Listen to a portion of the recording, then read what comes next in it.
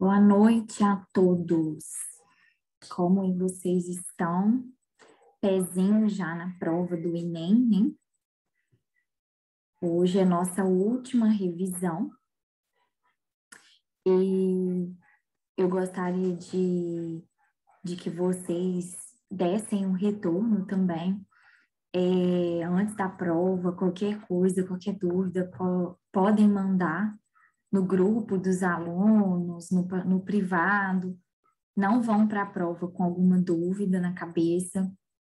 E eu sei que essa etapa final é muito cansativa, então eu espero que vocês estejam mentalmente e fisicamente preparados, tá? Ainda dá tempo, principalmente de se preparar mentalmente e fisicamente, porque o Enem é uma prova mais de esforço físico do que qualquer outra, né? Então, vamos dar essa revisão, vamos dar o último gás agora, tá? Para quem estiver assistindo a aula depois, dá tempo. E eu espero que vocês façam uma boa prova de verdade, tá? Vamos começar aqui. Qualquer dica que vocês quiserem, conselho, podem me chamar, que eu tô aqui para vocês, tá? Eu peguei uma revisão da parte de fisiologia para a gente trabalhar as questões do Enem, dessa parte. Aí, ok? Aí, depois já sabe, podem mandar se tiver alguma dúvida. Tentar ser mais objetiva possível para a gente trabalhar o máximo de questões. Vamos lá, essa do Enem 2012. Uma nova preocupação atinge os profissionais de saúde, os profissionais que trabalham na prevenção da AIDS no Brasil. Tem-se observado um aumento crescente, principalmente entre os jovens, de novos casos de AIDS, questionando se, inclusive, se a prevenção vem sendo ou não relaxada. Essa temática vem sendo abordada pela mídia. Medicamentos já não fazem efeito em 20% dos infectados pelo HIV. Análises revelam que 1/5 das pessoas recém-infectadas não haviam sido submetidas a nenhum tratamento e, mesmo assim, não responderam às 2 principais drogas anti-AIDS. Dos pacientes estudados, 50% apresentavam o vírus FB, uma combinação dos 2 subtipos mais prevalentes no país. Dadas as afirmações acima, considerando o enfoque da prevenção, atenção ao enunciado, sempre enfatizo isso com vocês, o enfoque da prevenção, e devido ao aumento de casos da doença em adolescentes, afirma-se que o sucesso inicial dos coquetéis anti-HIV talvez tenha levado a população a se descuidar e não utilizar medidas de proteção, pois se criou a ideia de que esses remédios sempre funcionam. Os vários tipos de vírus estão tão resistentes que não há nenhum tipo de tratamento eficaz e nem mesmo qualquer medida de prevenção adequada. Essa a gente já sabe, né? Os vírus estão cada vez mais resistentes e, para evitar sua disseminação, os infectados também devem usar camisinha e não apenas administrar coquetéis. Alguma dúvida? Né? A gente sabe que tem medida de prevenção, que é o preservativo, então a 2 estaria errada, né? E aí sobraria apenas a 1 e a 3, com enfoque na prevenção. Se alguém tiver dúvida quanto a isso, me fala, tá? Bem tranquilinha essa do Enem. O Enem PPL 2013. Mitocôndrias são organelas citoplasmáticas em que ocorrem etapas do processo de respiração celular. Nesse processo, moléculas orgânicas são transformadas e, juntamente com oxigênio, são produzidos gás carbônico e água, liberando energia, que é armazenado na célula na forma de ATP. Na espécie humana, o gameta masculino, que é o espermatozoide, apresenta em sua peça intermediária um conjunto de mitocôndrias, cuja função é. Na aula de citologia, a gente viu a função da mitocôndria. Vocês lembram? Oi, Emanuele, boa noite. Qual seria a função da mitocôndria? Tá chegando aí, Emanuele, quer um tempo para você ler a questão? A gente está fazendo revisão de fisiologia humana. Toda a fisiologia, eu peguei questões de toda a fisiologia.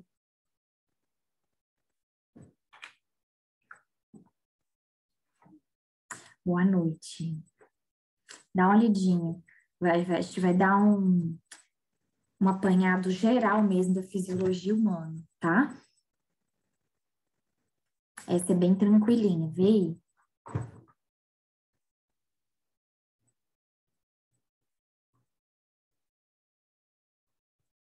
Basicamente, ele quer saber, né? O Enem quer saber a função da mitocôndria no espermatozoide.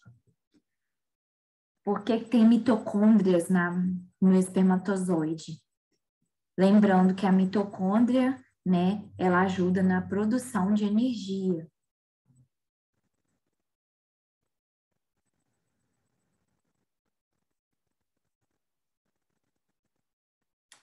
A mitocôndria, na verdade, ela fica, ela fica, né, no flagelo do espermatozoide, olha lá, olha.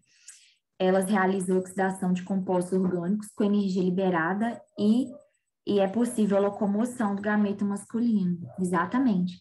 Ela fica lá no flagelo, né? Na verdade, que quem fica em cima são enzimas, né? Na cabeça do espermatozoide, são enzimas. E na mitocôndria, e a mitocôndria fica no flagelo, ajudando a locomoção. Tranquilinha, né? Vamos ver essa do Enem 2010. A AIDS é uma manifestação clínica da infecção pelo vírus HIV, que leva em média 8 anos para se manifestar. No Brasil, desde a identificação do primeiro caso de AIDS em 1980 até junho de 2007, já foram identificados cerca de 474 mil casos da doença. O país acumulou aproximadamente 192 mil óbitos devido à AIDS até junho de 2006, sendo as taxas de mortalidade crescentes até meados da década de 90 e estabilizando-se em cerca de 11 mil óbitos anuais desde 98.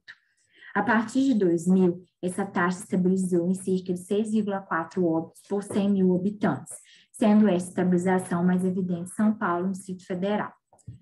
Olha o enunciado. A redução na taxa de mortalidade devido à AIDS a partir da década de 90 é decorrente de quê?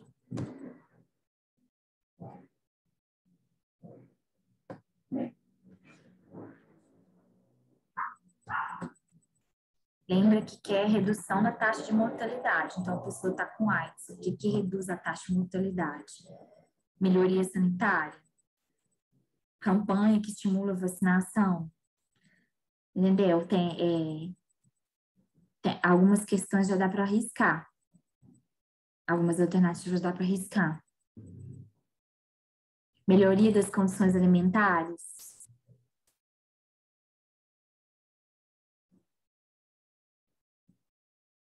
B ou C? Mas por que seria B? Você acha que a melhoria das condições alimentares reduz a taxa de mortalidade?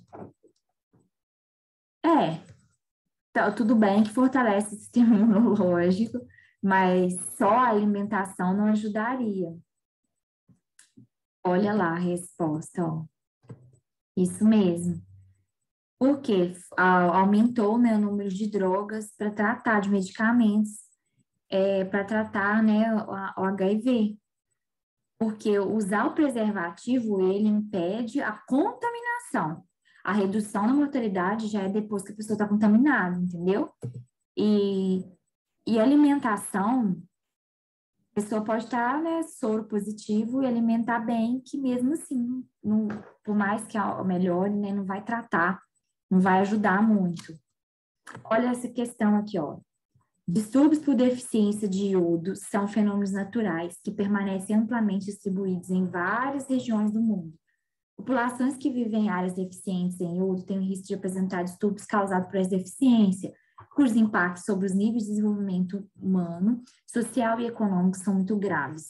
No Brasil, vigora uma lei que obriga os produtores de sal de cozinha a incluir em seu produto certa quantidade de iodeto de potássio. Isso é para prevenir o quê? A nossa avó, a nossa mãe sempre fala isso com a gente. Né? As pessoas mais idosas, antigamente não tinha isso. O que o iodo ajuda na prevenção de qual glândula? Ó, vou mostrar aqui, ó. Ver se ajuda. Tá fácil. Mas se não souber, não tem problema.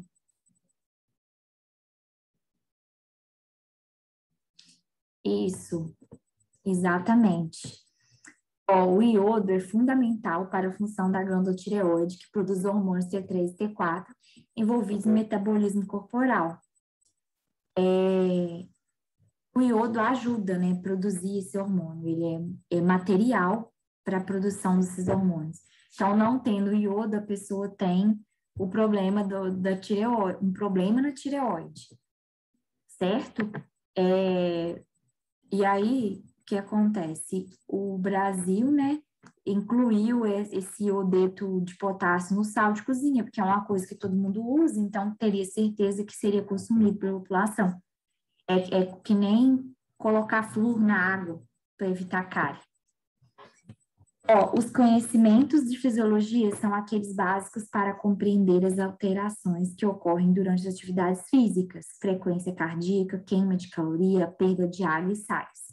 E aquelas que ocorrem a longo prazo, melhora da condição cardiorrespiratória, aumento da massa muscular, da força, da flexibilidade, diminuição do tecido adiposo. Contando historinha, né, René? A bioquímica abordará conteúdos que subsidiam a fisiologia. Alguns processos metabólicos de produção de energia, eliminação e reposição de nutrientes básicos. Os conhecimentos de biomecânica são relacionados à anatomia e contemplam principalmente a adequação dos hábitos posturais, como exemplo, levantar peso, equilibrar objetos. Enunciado. Alerta vermelho. Em um exercício físico, são exemplos de abordagem fisiológica, bioquímica e biomecânica. Então, no enunciado, ele explicou o que era uma coisa fisiológica, uma abordagem fisiológica, uma abordagem bioquímica e biomecânica. Então, no exercício, o que é um exemplo de cada um? Vamos lá.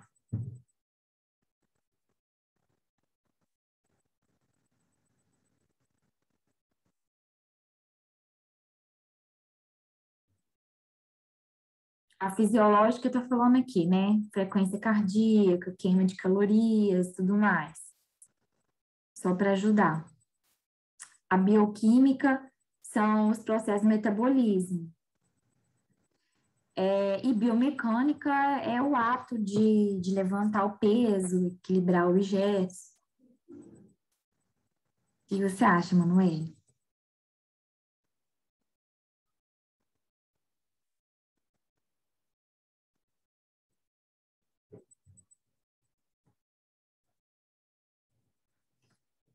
Exatamente. Olha lá, ó. De acordo com as informações presentes no texto, a fisiologia busca compreender as alterações que ocorrem no corpo devido a alterações físicas, dentre elas a frequência cardíaca. Como a bioquímica está associada ao estudo de produção de energia, a alternativa D corresponde ao solicitado, pois aborda sobre a produção energética do ciclo de Krebs. Além disso, a biomecânica associada à anatomia e avalia os atos posturais. Bem simplesinha. É só ter atenção no enunciado. Então, o enunciado e o comando da questão, principalmente o comando da questão, é a chave para você fazer uma questão. Às vezes, você não precisa nem saber a matéria. De verdade. Olha só essa daqui. Para que todos os órgãos do corpo funcionem em boas condições, é necessário que a temperatura do corpo fique sempre entre 36 e 37 graus. Para manter-se dentro desta faixa, em dias de muito calor ou durante intenso exercício físico, uma série de mecanismos fisiológicos é acionado. Pode citar como principal responsável pela manutenção da temperatura corporal humana o sistema. O que você acha? Que os cachorros ocorrem na língua. Então, acho que você já ouviu falar disso, não é? Qual o sistema que ajuda a manutenção da temperatura corporal? Não, não, não tem a ver com os anticorpos, não. Não. O suor é que ajuda a manter a temperatura corporal. Qual a alternativa aqui que fala do suor? Letra C. Olha lá, ó. O sistema nervoso é responsável pela percepção de temperatura externa e pela avaliação de temperatura interna, certo? Com o aumento da temperatura corporal, pode ocorrer a desnaturação de enzimas, levando problemas metabólicos, aí sim envolve o metabolismo, pode ocasionar óbito. Para manter a temperatura, o que o sistema faz? O sistema nervoso faz? Libera o suor e isso causa evapotranspiração, ou seja, esse suor diminui a temperatura corporal. Você vai transpirar, você vai eliminar esse líquido e aí vai diminuir essa temperatura. Assim que manter a temperatura. Quando você está fazendo exercício, você não percebe quando você sua muito? Quando o tempo está calor, o que acontece? Você sua muito. É por isso. Nossa Senhora, passou várias questões aqui, peraí.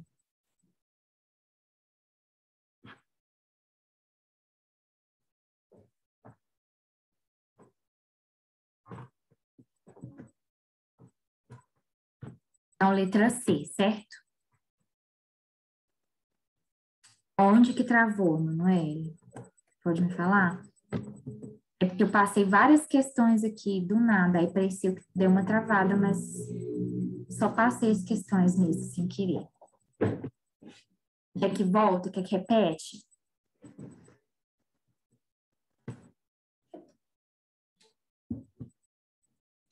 Posso ir adiante?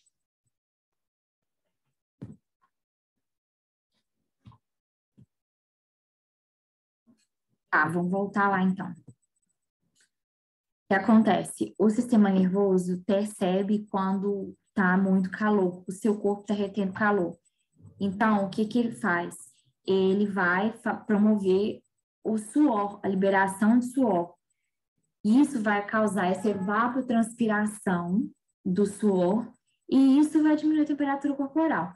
Percebe que quando você sua, quando está calor, quando você está com febre, quando você está fazendo exercício físico, certo? É só você pensar o que acontece com você. Pensa sempre sim, que aí dá certo, certo? Ai, dei até a resposta desse aqui. Foi mal. Vamos lá, vamos fazer isso. A gente já tem a resposta, a gente só entende, então. A pele humana é sensível à radiação solar e essa sensibilidade depende de características da pele. Os filtros solares são produtos que podem ser aplicados sobre a pele para protegê-la da radiação. A eficácia dos filtros é definida pelo fator de proteção, FPS. Isso que vem escrito mesmo nos nossos protetores. Indica quantas vezes o tempo de exposição ao sol, sem o risco de vermelhidão, pode ser aumentado com o uso do protetor solar. A tabela seguinte reúne informações encontradas em rótulos de filtros solares. Dá uma olhadinha nessa tabela. Tudo é dado. Tudo isso aí vai ser importante, porque, ó, o que está pedindo isso aqui? A tabela envolve ler sempre o que está na horizontal e na vertical, sensibilidade, tipo de pele, proteção, o fator recomendado e a proteção a queimaduras. Se a pele é extremamente sensível, se é muito sensível, se é sensível ou pouco sensível. Ó, aí aqui tá, as pessoas de pele muito sensível, quem são essas daqui? Estarão isentas do risco de queimadura? Não, a proteção de queimadura é alta. Mas quer dizer que ela não vai queimar? Não, não quer dizer isso.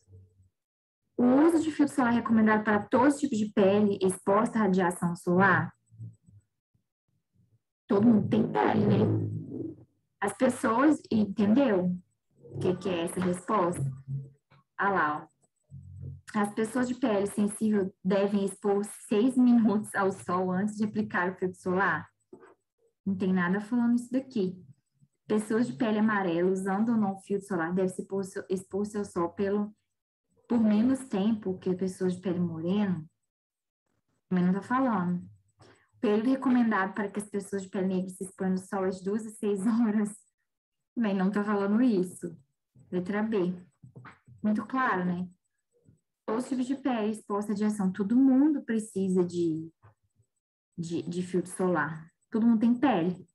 Simples assim.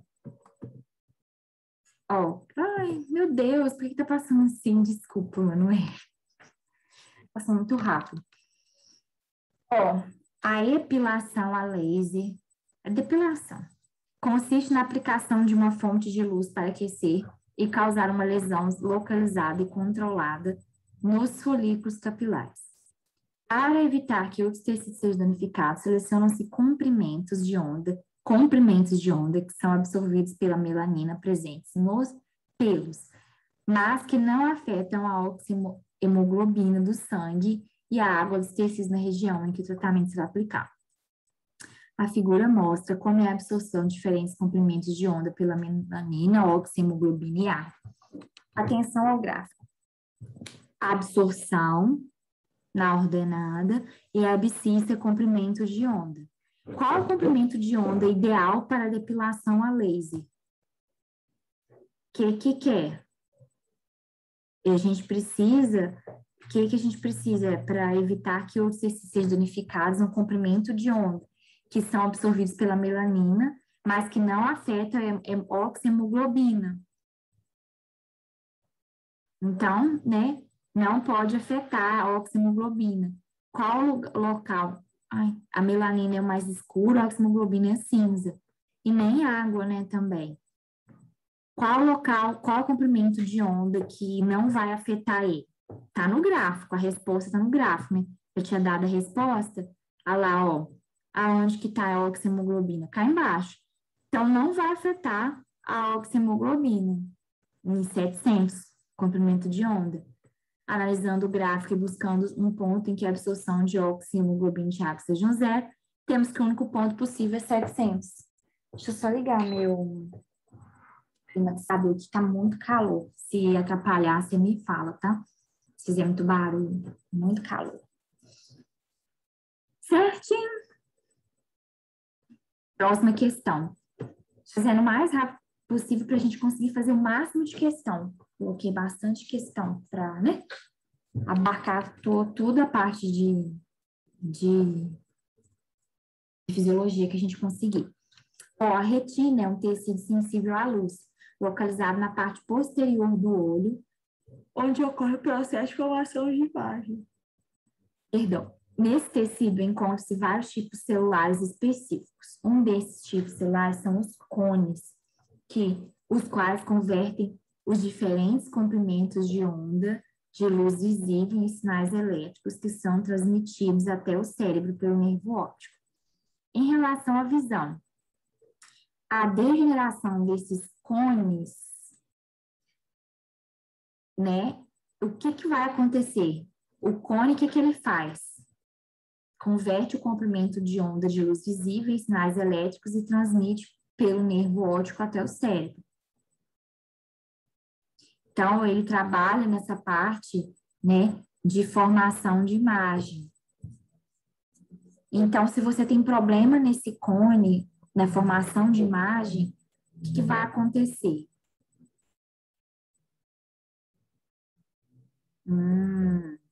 Lá.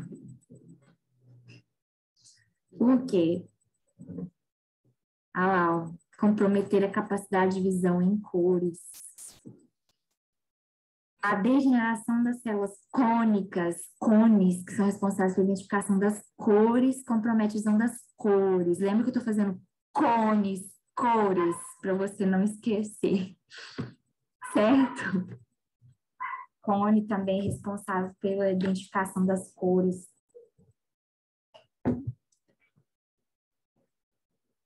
Essa é de imagem invertida, é outra questão. Não, eu não coloquei ela aqui, porque ela é mais de física. Durante uma expedição, o grupo de estudantes perdeu-se do guia. Ao longo do dia em que esse grupo estava perdido, sem ai, nossa, meu Deus, sem água debaixo do sol, os estudantes passaram a sentir cada vez mais sede. Consequentemente, o sistema excretor desses indivíduos teve um acréscimo em um dos seus processos funcionais. Nessa situação, o sistema excretor dos estudantes Pensa só, você tá num calor danado, não é? Tá um sol de lascar. Você tá sem água. E você vai suar, né? Lembra que a gente viu que a gente vai suar, então a gente vai perder água. O que que seu sistema excretor vai fazer para você não perder tanta água? Porque você precisa de água para viver. Qual que é a resposta? Eu já tinha passado, né? Uhum. Isso aí, garota. Muito bem. Essa situação de desidratação ocorre em maior produção, no caso, né? Nessa situação, está desidratado, né? Você vai desidratar. Se você não tiver desidratado, você vai desidratar. Você vai produzir ADH. O que é ADH? O hormônio antidiurético. Diurese, você vai urinar mais. Se ele é antidiurético, você vai urinar menos. Você vai aumentar a absorção de água nos rins, né, lá nos nervos, vai reabsorver água. Então, vai produzir urina mais concentrada de sais e menos urina, certo? Porque é antidiurético, a água que tiver, você vai tentar absorver ao máximo. Então, vai ser urina mais concentrada em sais e menos concentrada e ter menos água, certo? Próximo. O deserto é um bioma que se localiza em regiões de pouca umidade, já falou disso. A fauna é predominantemente composta por animais roedores, aves, répteis e artrópodes. Uma adaptação associada a esse bioma presente nos seres vivos dos grupos citados é: qual que é a adaptação dos roedores, aves, répteis e artrópodes? Um ambiente que deserto, tem pouca umidade, tem pouca água, tem muito sol. O que que eles precisam ter para sobreviver ali?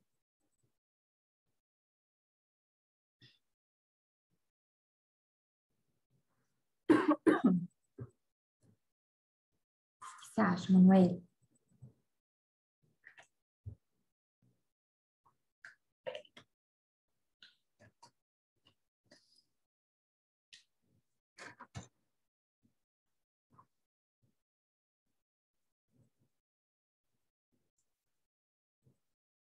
Tá com dúvida?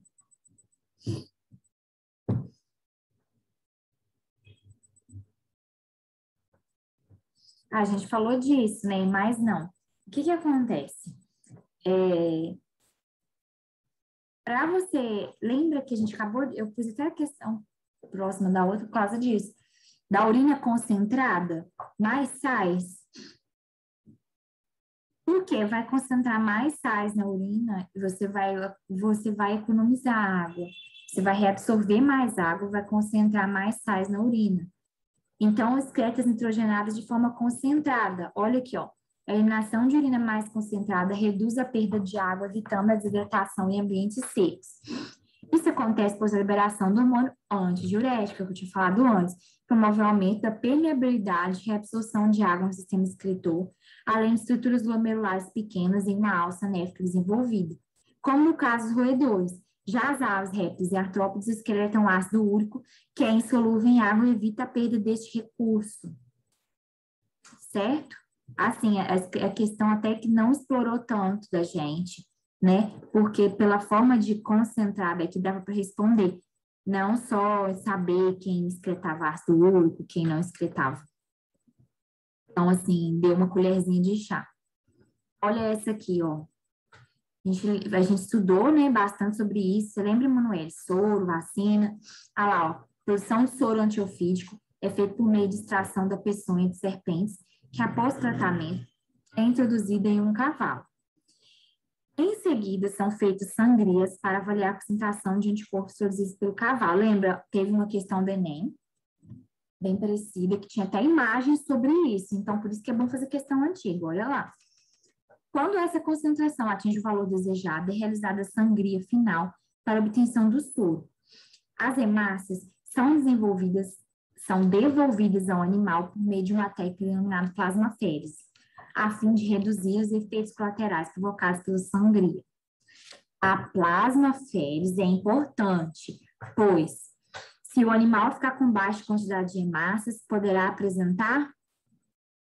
Qual que é o objetivo das hemácias no nosso organismo? É simples assim, é isso que ele quer saber. O que que as hemácias faz?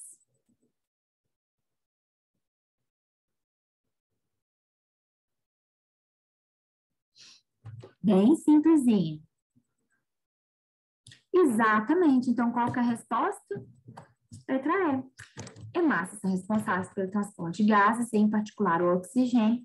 Sendo assim, sua falta pode ocasionar em problemas de transporte desse gás pelo corpo do animal. Viu? A gente tem que simplificar a questão. Às vezes, a palavra plasmaférese pode assustar a gente. Mas o que ele quer saber? Sobre a hemácia. Se ele tiver pouca hemácia, o que vai acontecer com ele? Entendeu? Ó, milhares de pessoas. Oi, peraí. Sangria, vai tirar o sangue. Cadê? Deixa eu ver se aqui fala.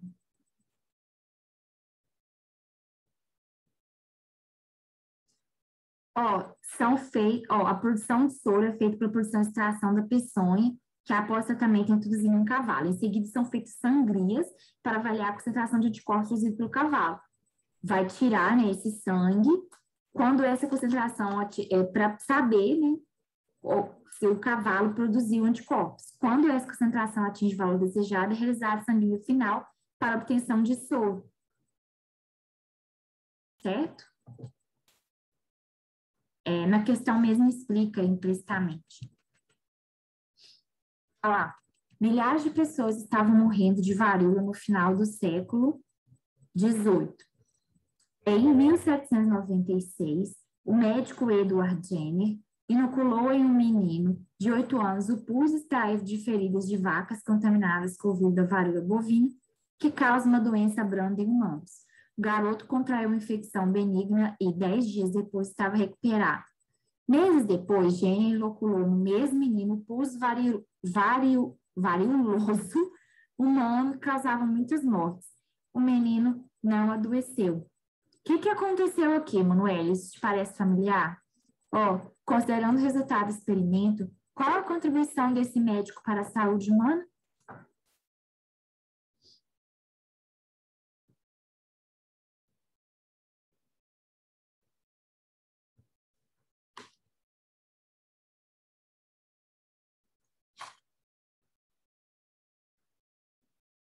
Exatamente. Ele foi responsável pela elaboração da primeira vacina através do processo descrito no texto. Toda vacina tem caráter preventivo e o desenvolvimento desse método de imunização é responsável pela prevenção de inúmeras doenças infecto-contagiosas ao redor do mundo. Pelo visto, a nossa aula de vacina e soro valeu, né? Essa aqui do Enem, que bom, feliz.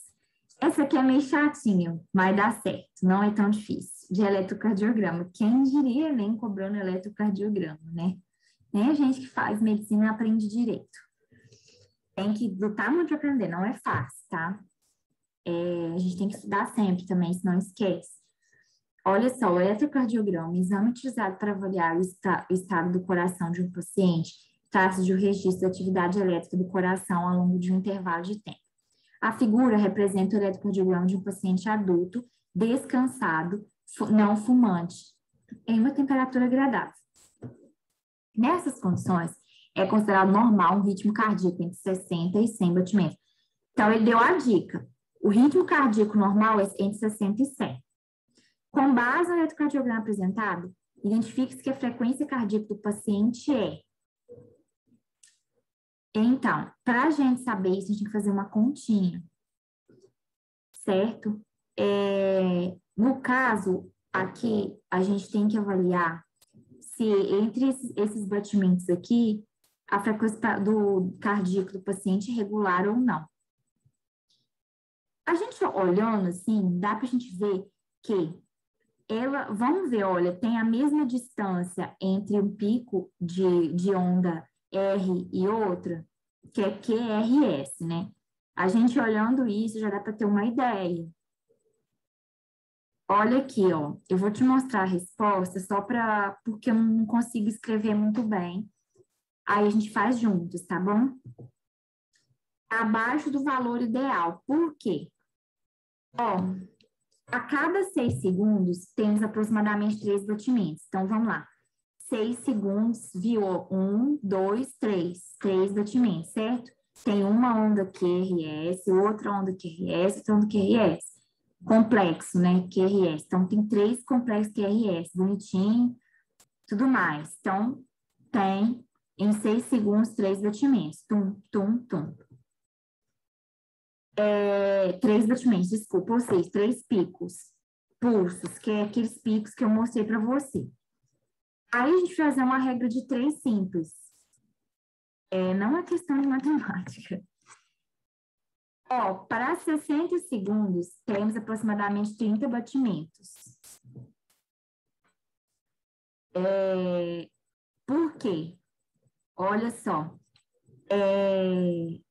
A frequência cardíaca desse indivíduo é de 30 batimentos por minuto. Então, o valor do batimento normal no adulto fica entre 70 a 80. Ele deu aqui 60 a 100. Então, ele constatou que a frequência cardíaca do paciente está abaixo do ritmo. Por quê? Ele achou 30. Ah, mas por que ele achou 30? Ó, se em 6 segundos a gente tem 3 batimentos, para 60 segundos a gente teria quantos batimentos? Foi essa a conta, entendeu? Aí, para você não precisar fazer conta, vou te ensinar um macete bobinho. Se 6 segundos tem 3 batimentos, 60 segundos tem quantos? Se de um lado não é o dobro do outro, para 3 a gente tem 6, no outro tem 60, quanto vai ter no outro? 30. Entendeu? Na verdade, o dobro vezes 10. Por exemplo, 2 vezes 3, 6. Embaixo o dobro vezes 10, né? No caso, como já tem 60 aqui, seria a metade dividido, entendeu? Vezes 10. Seria mais ou menos isso, para você entender. Aqui, por exemplo, em uma linha e outra. Vamos ver se eu consigo escrever aqui. Vamos lá. Ó, em 3, misericórdia, a gente tem 6 segundos. É uma luta. Aí, em 60 segundos, é muito difícil escrever.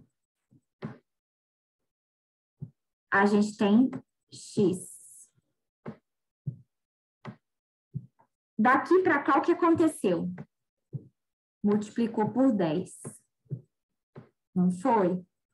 De 60 para 6, de 6 para 60, o que aconteceu? Multiplicou por 10.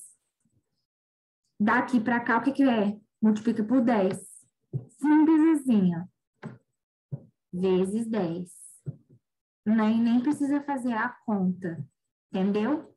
Aqui é metade de 6. Mas pensando que de 6 segundos a gente tem 60, 3 a gente vai ter quanto? 30. Seria isso para resolver sem fazer conta. E aí 30. 30 não é um batimento bom, porque o adulto lá deu entre 60 e 100, né? Aqui até falou 70 e 80, mas entre 60 e 100. 30 está muito abaixo. Então, não está normal, está abaixo do valor ideal. Fechou? Parece difícil, mas não é. Só que tem que ter algum conhecimento básico de eletrocardiograma. Beleza, olha essa daqui que legal. Não sei se você sabe medir, né, a fila e pressão arterial, mas ajuda muito se você souber. Mas se você não souber, não tem problema. O que fala aqui? A imagem representa a ilustração do livro de alguém, Cordes, de autoria do médico inglês William Harvey, que fez importantes contribuições para o entendimento do processo de circulação de sangue no corpo humano. Aí aqui ilustra o experimento de Harvey. Após aplicar um torniquete, lá, letra A, aqui, ó, torniquete no braço de um voluntário, esperar alguns vasos incharem. Quando você vai tirar sangue, acontece isso. Pressionava-os em um ponto, mantendo o ponto pressionado.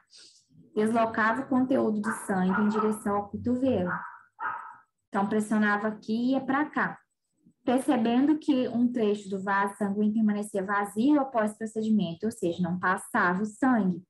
A demonstração permite estabelecer relação entre circulação sanguínea e que acontece? O fluxo é unidirecional, não é porque tem a presença de... Porque se ele apertava aqui, apertava lá e não vinha, não voltava sangue, significa que o sangue só corre de um lado.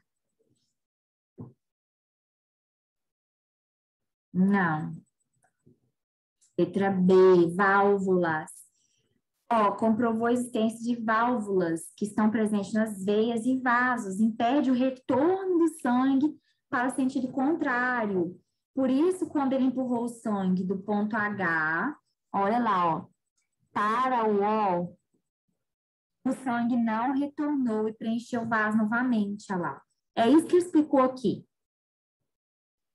Ó, o trecho do vaso permanecia vazio. Tá vendo? Porque o sangue não volta por causa das válvulas. É por isso. Eu falei de pressão, só para você entender, isso aqui, quando você coloca um manguito, ou então para tirar sangue, faz pressão aqui, então enche aqui de sangue. É mais ou menos isso, entendeu?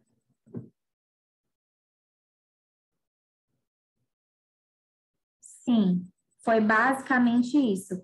Apertando a veia aqui, olha, não sei, deixa eu ver qual a ordem. É H, ó, ele apertou aqui, depois apertou aqui. Então, ele apertou aqui. Vai correr sangue só até aqui. Ok? Porque, né, não vai passar sangue para cá. Você tá vendo a minha seta? Agora, ele apertando aqui, não vai passar sangue, não vai voltar. Por causa das válvulas. Então, vai ficar vazio. Por quê? O que acontece? Acho que como ele é HO, ele apertou H primeiro. Não tem aqui falando. Ah, não, isso mesmo, ele apertou o H primeiro. Então, ele apertou o H, pensa só, apertou aqui. O sangue tá pressionado aqui, não tá passando sangue, tá acumulando sangue aqui. Apertou o H. Então, vai vir sangue só até o H. O que estava aqui, que tinha passado, passou, mas não volta. Depois, ele vai apertar o O. Ele apertando o O, não vai vir sangue de volta daqui para cá. Então, vai ficar vazio esse trecho aqui de sangue. Porque o sangue não vai, não volta, por causa das válvulas. O sangue só corre para um lado, entendeu? Só vai para cá. Você apertando aqui e aqui, o sangue não vai voltar para preencher esse vaso, que correu, tá corrido. É o melhor jeito, porque talvez você pensando quando você vai tirar sangue, como que funciona, talvez ajude.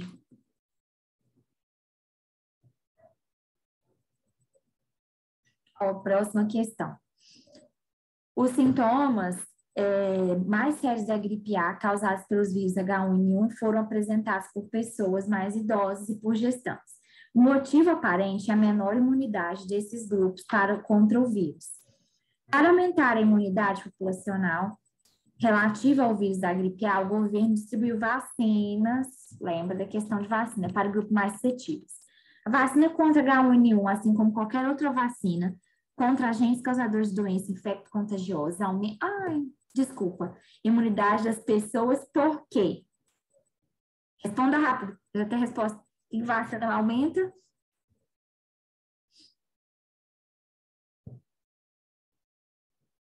Produção de anticorpos.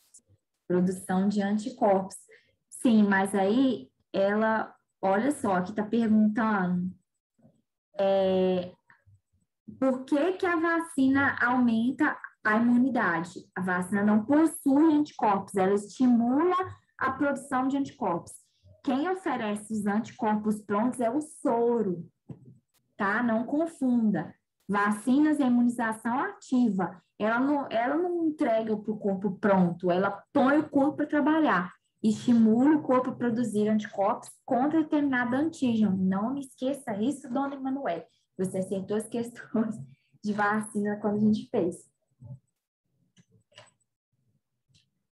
Sei que você leu rápido, depois você dá uma olhada de novo, tá? Pois é, não é isso não, pelo amor de Deus. Vacina estimula a produção de anticorpos, ela não dá anticorpos para você. Ó, Enem PPE. Pesquisador do Instituto Pasteur, Luiz Calmetti, desenvolveu um soro contra a picada de cobras na Ásia Sudeste Asiático, fabricado na França desde 94. Pouco depois, o mineiro Vital Brasil pesquisou soros específicos para jararaca e cascavel junto a equipes recém-criadas do Butantan.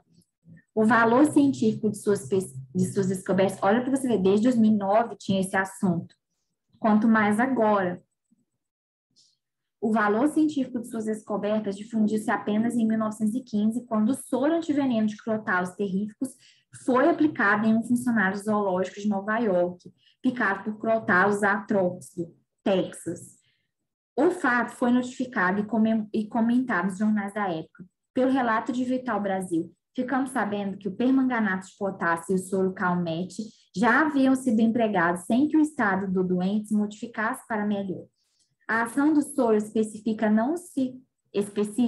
não se fez esperar. 6 horas após a aplicação, o doente começou a melhorar e 12 horas depois era considerado livre do perigo. Oi, André, chegou atrasado, mas fica aí. Como o soro antiveneno de Calmette não funcionou, a surpresa dos cientistas e do público em relação à cura do funcionário deveu-se ao fato de, naquela época, conhecer-se pouco. Atenção ao enunciado.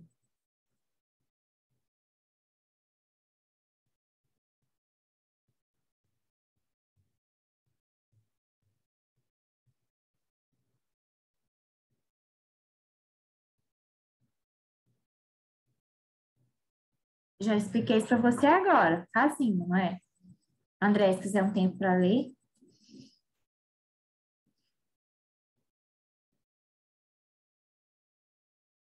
Ótimo, vou esperar você ler. Lembra da nossa aula de vacina e soro, super importante, super atual para agora. Não, André, acho que a gente não fez essa, não. Fez uma muito parecida, eu estou trazendo questões muito parecidas. Mas se tiver feito, você já sabe a resposta melhor ainda. Essa é PPL. Não fica tentando lembrar a questão. Lembra só do que ele está falando. Do soro. Qual que é a atuação do soro, André? O que a gente trabalhou? O soro, ele faz o quê? Ele dá o anticorpo pronto ou ele estimula o corpo a produzir anticorpo? É isso que você tem que pensar. É um tema muito atual. Maria Luísa, já vou liberar aqui para você. É um tema muito atual, muito importante a gente falar. Exatamente. Olha lá, ó. Não precisa nem de explicação, né? A atuação dos soros no organismo forneceria anticorpos apropriados para se neutralizar o antígeno. Gente, vamos fazer só mais essa rapidinho que o nosso tempo vai esgotar, tá? Olha, um pesquisador percebe que o rótulo de um dos vidros em que guarda o concentrado de enzimas digestivos está ilegível. As próximas questões do sistema digestório, importantíssimo vocês fazerem. Não deixe de fazer, tá?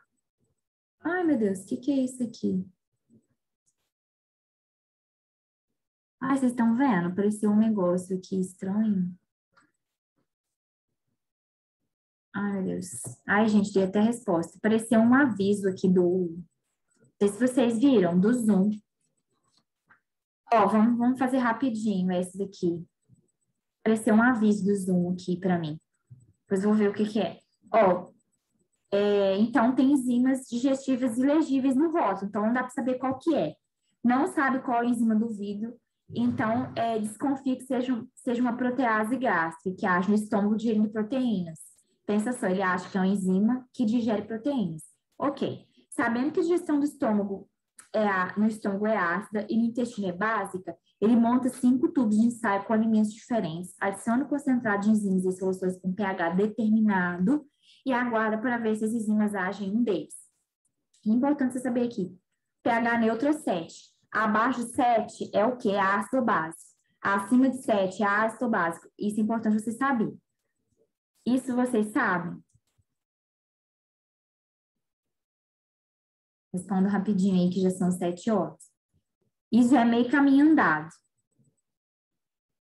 Mais ou menos, ai, ai, ai. Ó, 7 é neutro. Abaixo de 7 é ácido, acima de 7 é base. Certo? Então, o pH, quanto mais baixo, mais ácido. 4 é ácido, mas 3 é mais ácido que 4, entendeu? O que você acha, André? Manuela já deu a resposta, ó, vou pular aqui rapidinho. Exatamente. Exatamente. Ó, eu coloquei até aqui, ó. Para a hipótese estar correto, o pH deve ser ácido. Logo, nas opções dadas, deve ser pH sim. Se ela digere proteínas, deve conter um pedaço de carne que contém considerável quantidade de proteína. O estômago possui proteínas que atuam em condições ácidas, ou seja, pH abaixo de 7. Graças ao ácido clorídrico, o estômago fica mais ácido para melhorar a atuação das enzimas digestivas. Se a enzima do pesquisador digere proteínas, o alimento que será digerido para confirmar essa hipótese é a carne, alimento rico em proteínas. Pessoal, vamos finalizar aqui. Olha, está quase no fim, tem só mais duas questões, façam elas, tá? É sobre digestão mesmo. E pode fazer as questões se quiser, sem problema. Pode? Ah, então vou fazer rapidinho. Pode. Ah, então tá jóia. Quase que deu, gente, quase que deu tempo. Ó, vamos fazer isso aqui rapidinho, então, pessoal. Ó, Enem 2018. Para serem absorvidos pelas células do intestino humano, os lipídios ingeridos precisam ser primeiramente emulsificados. Nessa etapa de digestão, torna-se necessária a ação de ácidos biliares, visto que os lipídios apresentam uma natureza apolar e são insolúveis em água.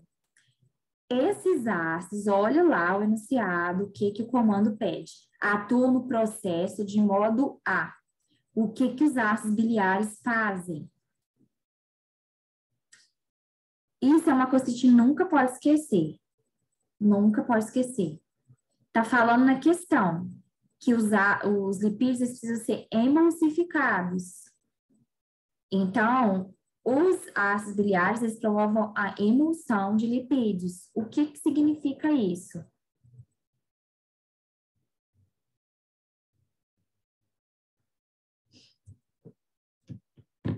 Aí, gente, rapidinho.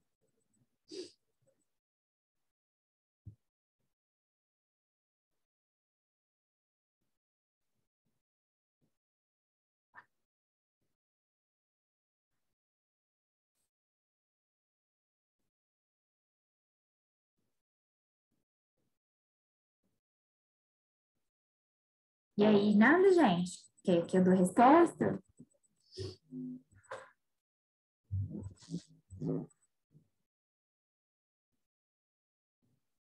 Ó. Agir como detergente, emulsão de gorduras. O que o detergente faz? A mesma coisa. Os ácidos biliares, eles promovem a emulsão de gorduras. É isso aqui que acontece. A resposta já está na questão. Porque, olha, a bile que é produzida no fígado, liberada pela vesícula biliar, no duodeno, ela emulsifica a gordura, atua como detergente, aumentando a superfície de contato, facilitando a atuação das enzimas lipases. Você sabe o que é anfifílico?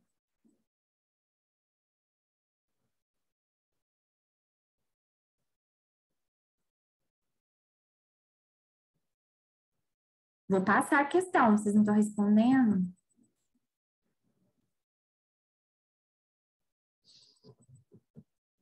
Isso aí, André, letra B. Minha internet está muito instável, chegou para mim só agora. Tudo bem? Você sabe o que é anfifílico?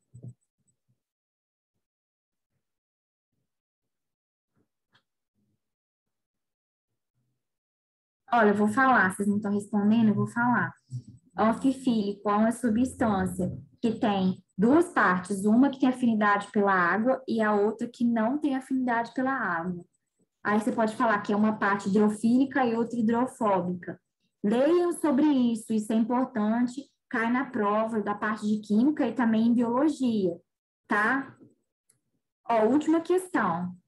Uma enzima foi retirada de um órgão do sistema digestório de um cachorro e, após ser purificada, foi diluída em solução fisiológica e distribuída em 3 tubos de ensaio com os seguintes conteúdos: carne, macarrão e banha. A gente já viu proteína, já viu gordura. Olha aqui, tem macarrão.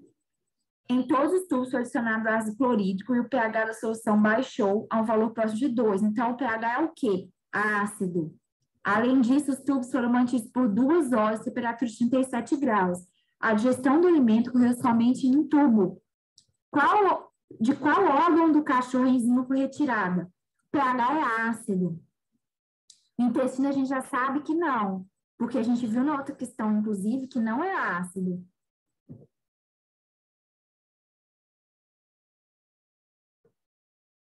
A resposta já está com vocês, hein, gente?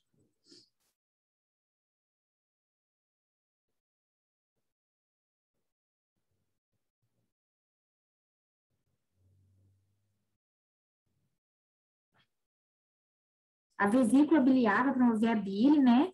Que provoca emulsão de gorduras. Isso, exatamente. Letra C. Gestão de um composto proteico. Carne, já viu na outra questão. Ambiente pH ácido, já viu na outra questão. É o estômago. Ele possui essas características. A enzima pepsina é responsável por essa digestão de proteínas. O estômago, ele produz o ácido clorídrico e promove a digestão de proteínas através de um pH ácido. Fechou, gente? Vou mandar esses slides para vocês deem uma olhada. André, que chegou por último, também dê uma olhada, tá? Pessoal, vamos encerrar aqui a gravação para eu passar aqui, né, o rosto para Maria. Maria, muito obrigada pelo tempo que você deu. Quero desejar para vocês uma boa prova. Semana que vem a gente não terá aula, porque na última semana eu dei 2 aulas para vocês, adiantei o conteúdo. Qualquer dúvida que vocês tiverem, dica que vocês quiserem para a prova, me chamem, tá? A gente está aqui por vocês. Façam uma boa prova, tá? Esvaziem a mente de vocês. O que vocês tinham que fazer, vocês já fizeram. O que está feito, está feito. Agora, cabeça erguida e vamos para a prova. Vocês deram o melhor que vocês tinham para dar, então vão confiantes, tá bom? Contem com a gente para qualquer coisa que vocês precisarem, depois dê o retorno depois da prova, certo? Um abraço para vocês.